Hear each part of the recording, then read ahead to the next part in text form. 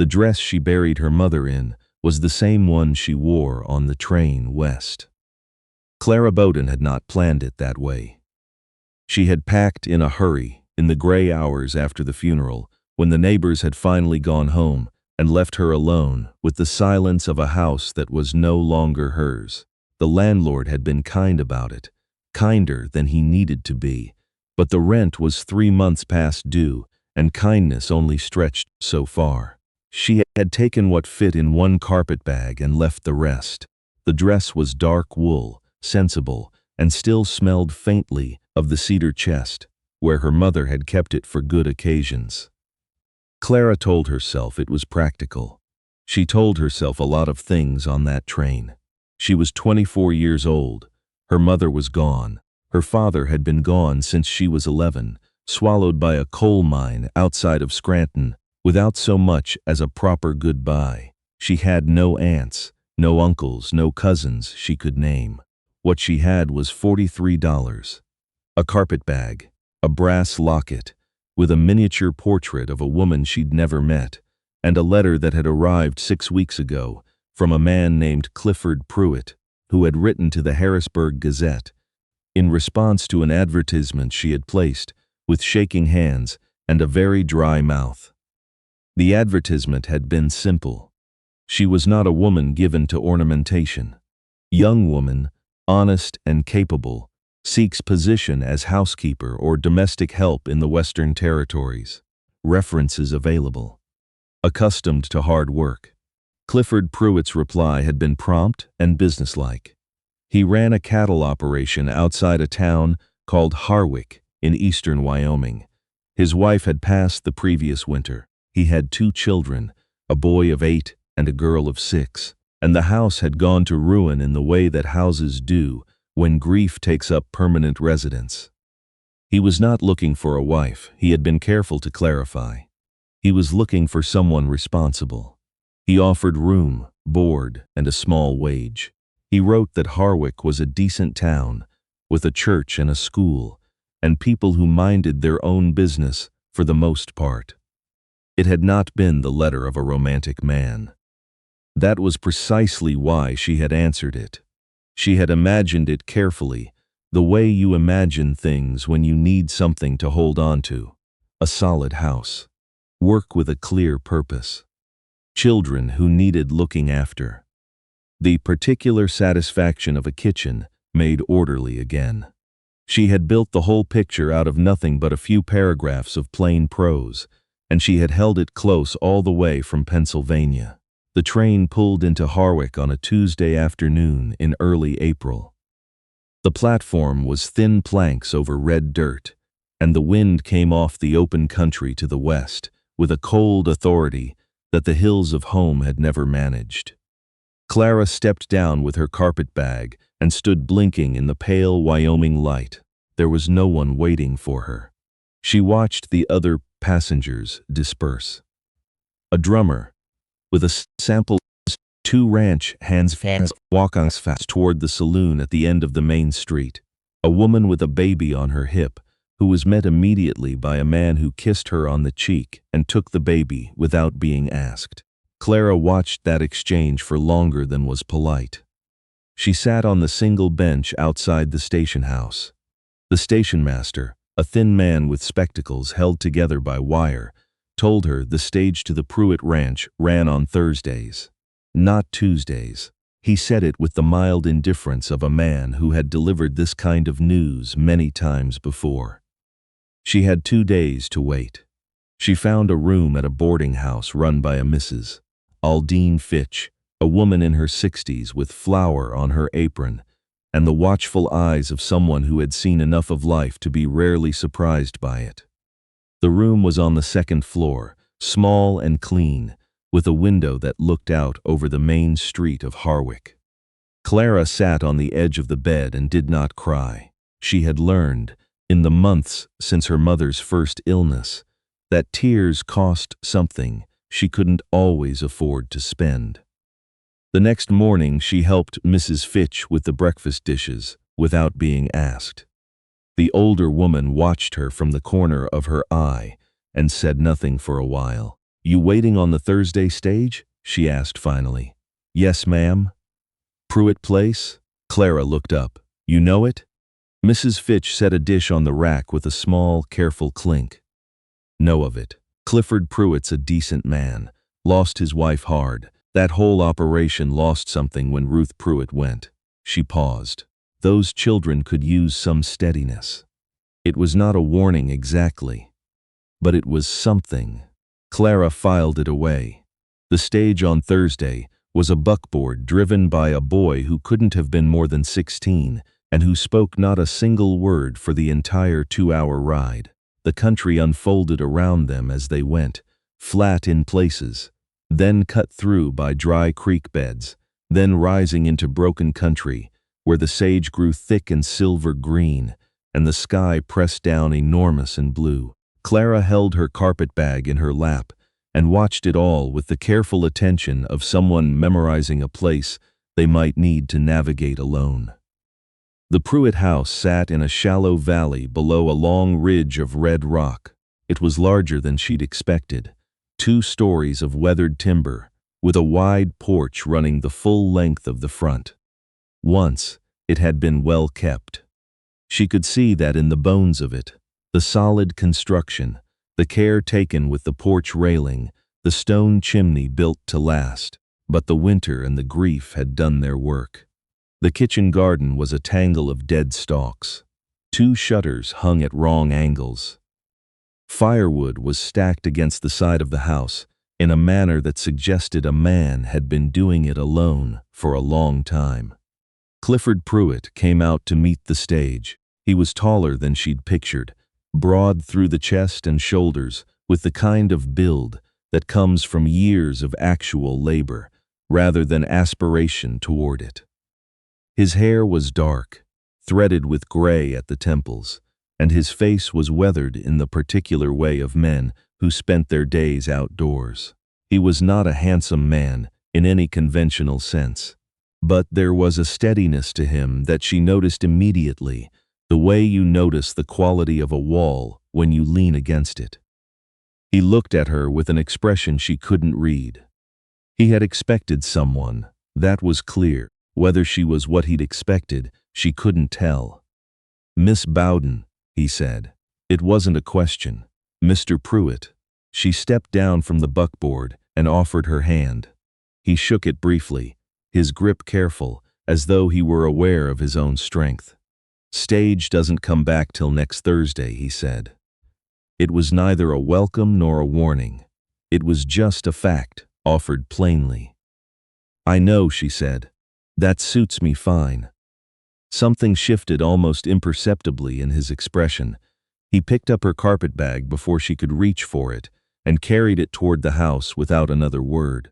The children appeared in the doorway, shoulder to shoulder, in the way of children who had learned to face uncertainty as a unit. The boy was named Thomas, and the girl was Addie. Thomas had his father's dark coloring and a serious face that was too grave for 8 years old. Addie had her mother's red hair, or so Clara guessed, and she held a rag doll by one arm with the absent grip of a child who had long outgrown it but not yet found a reason to let go. "This is Miss Bowden," Clifford said to them. "She'll be helping around the house." Thomas studied her with open appraisal. Addie leaned against the doorframe and said nothing. "Hello," Clara said. "It's nice to meet you both." Thomas nodded in the manner of a small businessman closing a preliminary meeting. Addie retreated into the house. The state of the kitchen was worse than the garden. It was not dirty.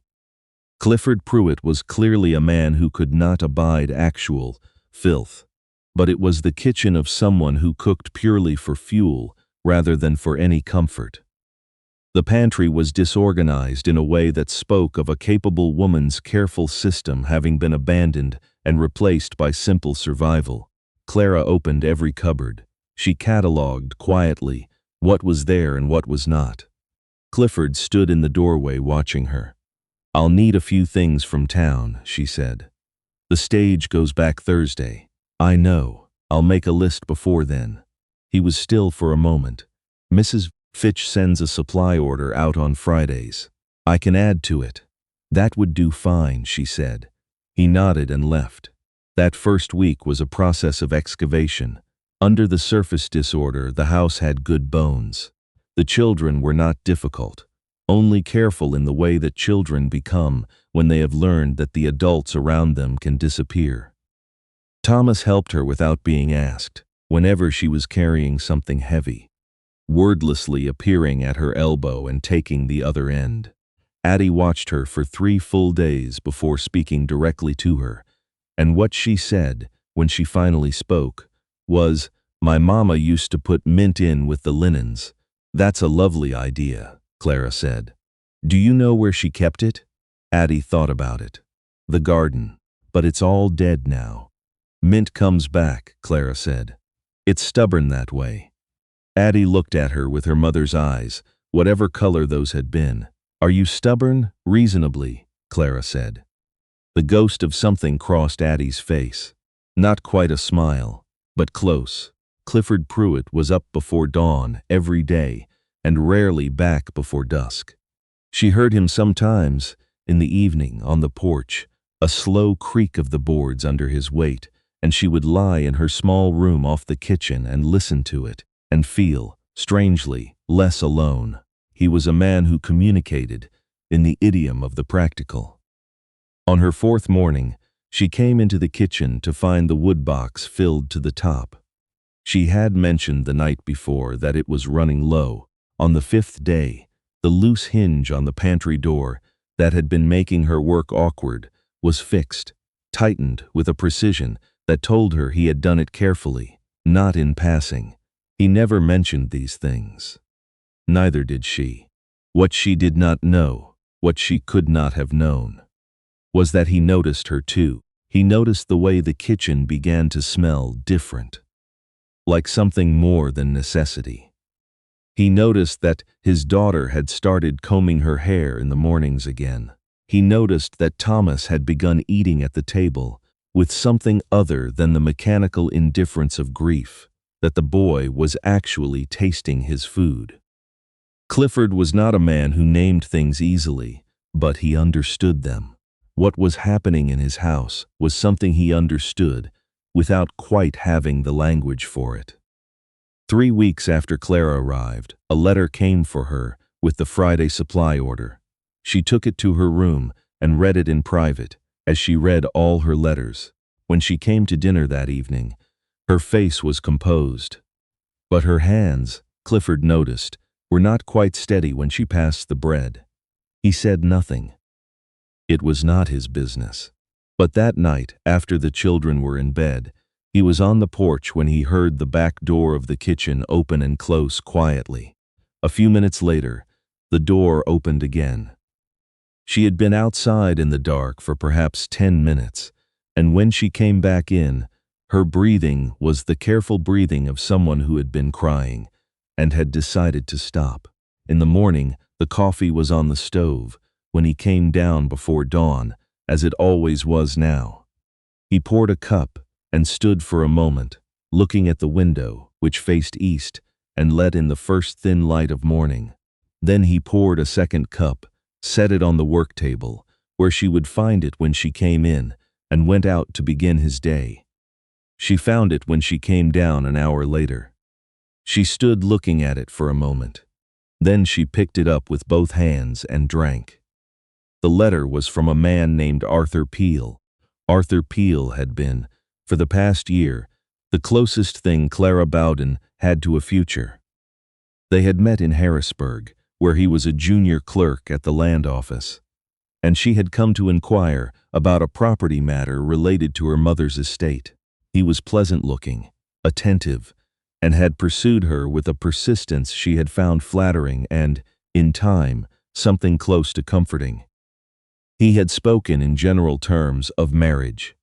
He had spoken of it often enough that she had begun to consider it as a real thing, a direction she was moving in.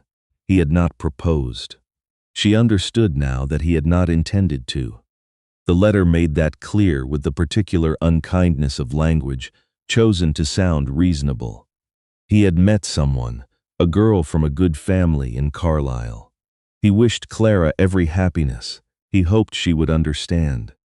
She had left Harrisburg before the letter had known where to find her.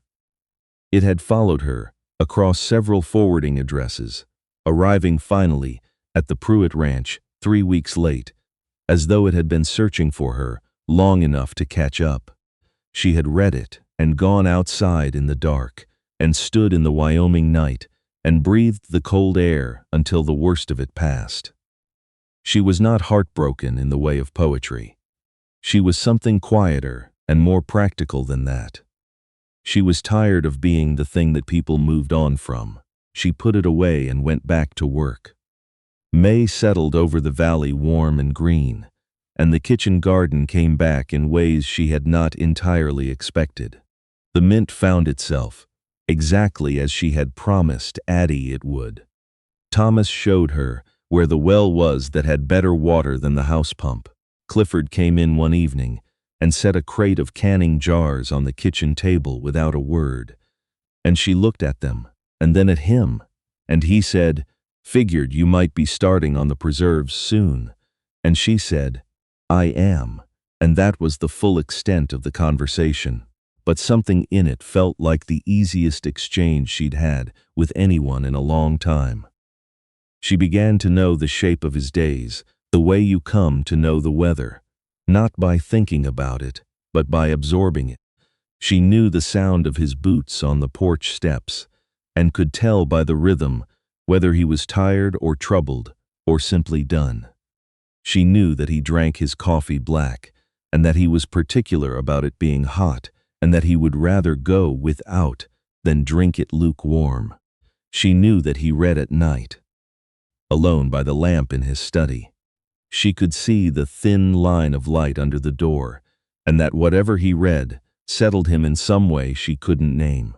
She did not know, until the afternoon she went into the study to return a book she had borrowed from the shelf there, that the photograph of Ruth Pruitt on the desk had been turned to face the wall. She stood in the doorway looking at it for a moment. Then she set the book on the shelf and left without touching anything. That evening she sat on the porch after the children were in bed, which was a thing she did sometimes when the night was fine. Clifford came out and sat in the other chair, the one that had been Ruth's, though neither of them had ever said so. They sat in the comfortable way of two people who had learned that silence between them did not need to be filled. He said, after a long while, "You had a letter a few weeks back." It was not a question, exactly. "Yes," she said. He looked out at the dark ridgeline. "None of my business." "No," she agreed. And then, because something in the night and the quiet made the truth seem possible, it was from someone I had thought would matter more than he did. Clifford was quiet for a moment. "Did it hurt?" She considered the question honestly. "It hurt my pride more than my heart. That might be worse, in a way." He nodded slowly, the way he nodded when he was actually listening. "A person should know their own worth," he said. "Seems like a necessary thing." She looked at him. In the dark, his profile was still, looking out at the same ridge he had probably looked at his whole life. She thought about the photograph turned to the wall. She thought about the coffee cup set out before dawn, with no expectation of thanks. "I think you're right," she said. They sat until the stars were fully out, and then, without discussion, went inside. June came. The ranch was busy, the way it always was in early summer, and Clifford was up even earlier and back later. Clara managed the house, the children, the garden, the meals, the 100 small tasks that keep a life from coming apart at its seams. She was good at it. She had always been good at it. What she had not expected was how much she would come to care about this particular life, these particular rooms, this particular creaking porch. These two particular children who were, slowly, learning to trust her. Addie brought her wildflowers one afternoon, a fistful of yellow things she'd picked from the slope above the creek. She held them out, with the solemnity of a child, performing a significant ceremony. "Thank you," Clara said, and found a jar for them and set them on the kitchen windowsill. Addie watched her do it. "Mama used to keep flowers in here," she said. "It's a good place for them." Clara said, "They get the morning light." Addie looked at the flowers in the jar, at the morning light that was already on them. "Are you going to leave?" she asked. The question was quiet and direct, the way children ask the things they most need to know. Clara set the jar on the sill and turned to look at the girl. "I don't want to," she said, and it was the truth, she realized, in a way that surprised her. It was not the answer she had arrived in Harwick ready to give. It was the answer that had grown up in her, quietly, over the course of these weeks. Addie nodded. She went back out without another word, the screen door banging softly behind her. It was Mrs. Aldine Fitch who told her. Clara had gone into town on a Friday to collect the supply order and post a letter. Mrs. Fitch was behind the counter of her front parlor, which served also as the town's informal clearinghouse for mail and information, and she was sorting through a stack of correspondence with her habitual sharp-eyed efficiency. "Letter here for the Ballard place," Mrs. Fitch muttered. "And one for—" She stopped, her lips pressed together briefly, the way lips do when they've decided against something. But it was too late.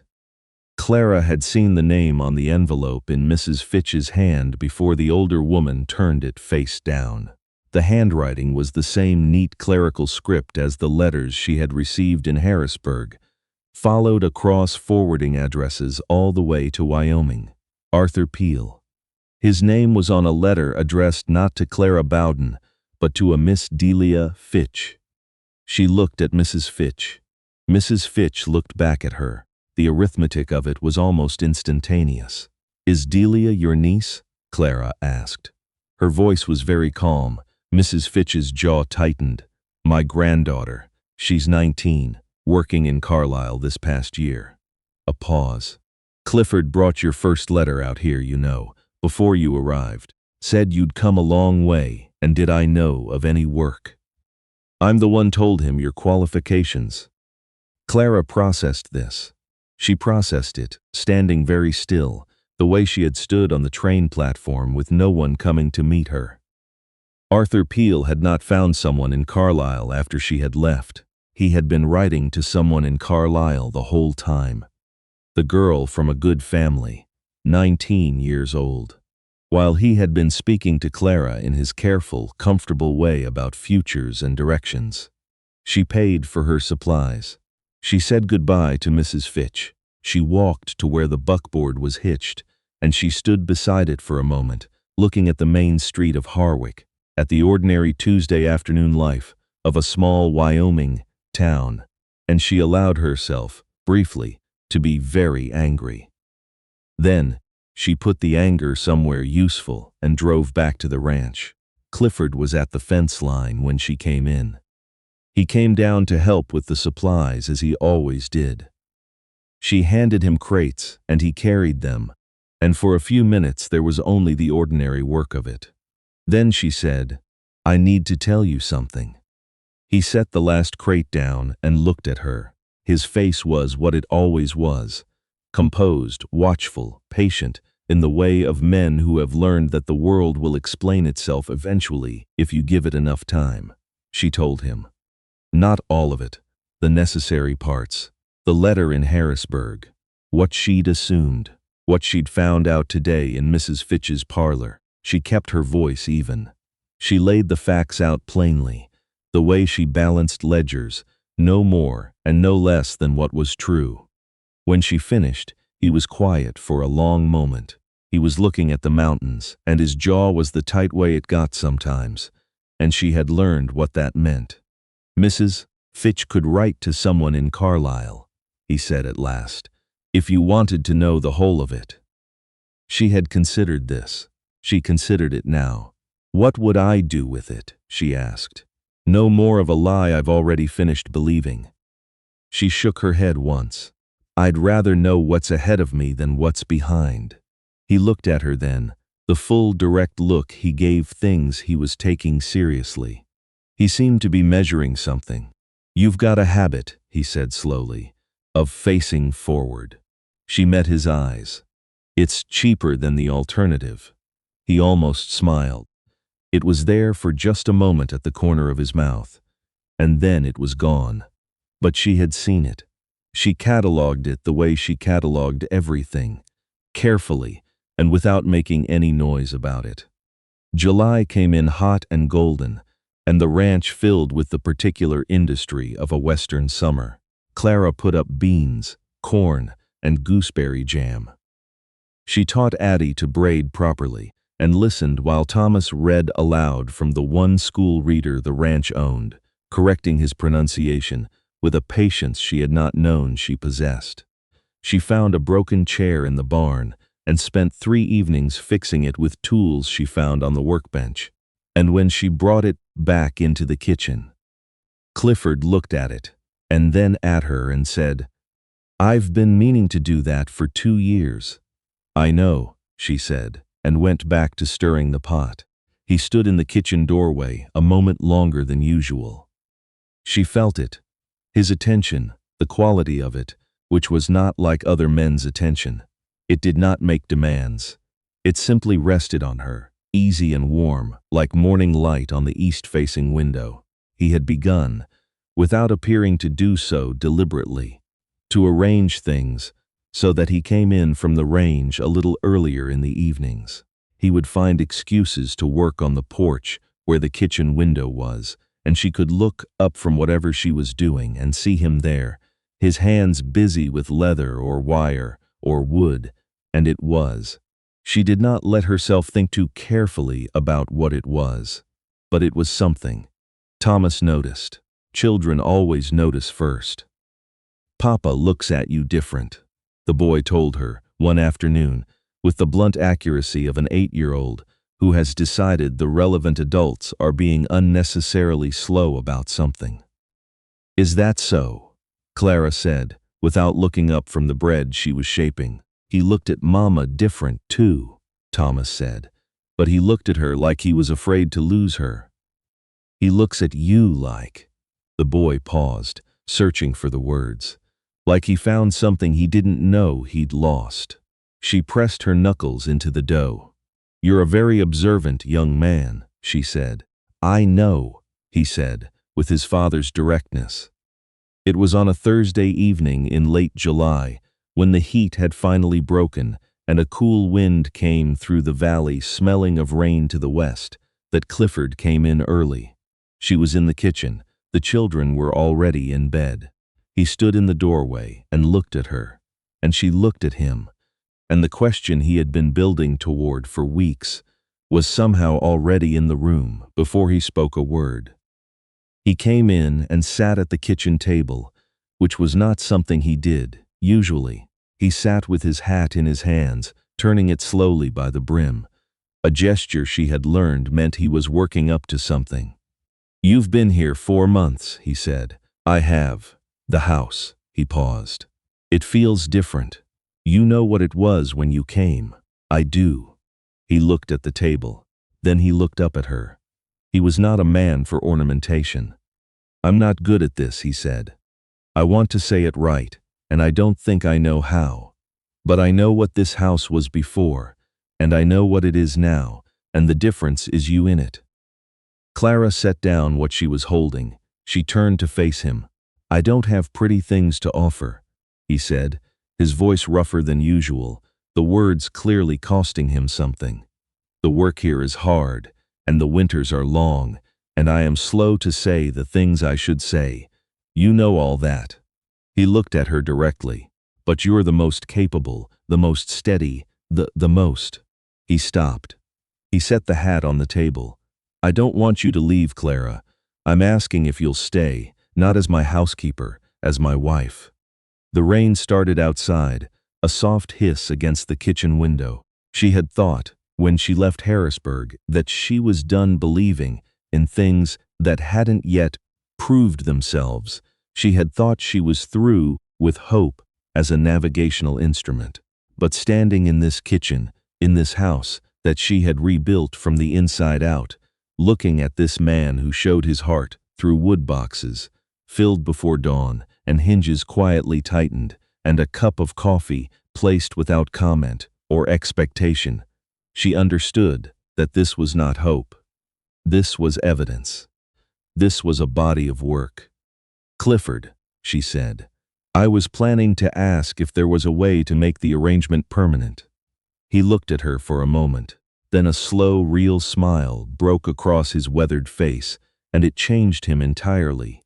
It took years from him, lit something behind his eyes that she suspected had been there all along, waiting. "You were going to ask me," he said. "I was working up to it," she said. "You beat me to it." He stood up from the table, and they were not close exactly, but closer than they usually stood, and he reached out and took her hand in both of his calloused palms gentle in the way she had learned he always was when he was being deliberate about something.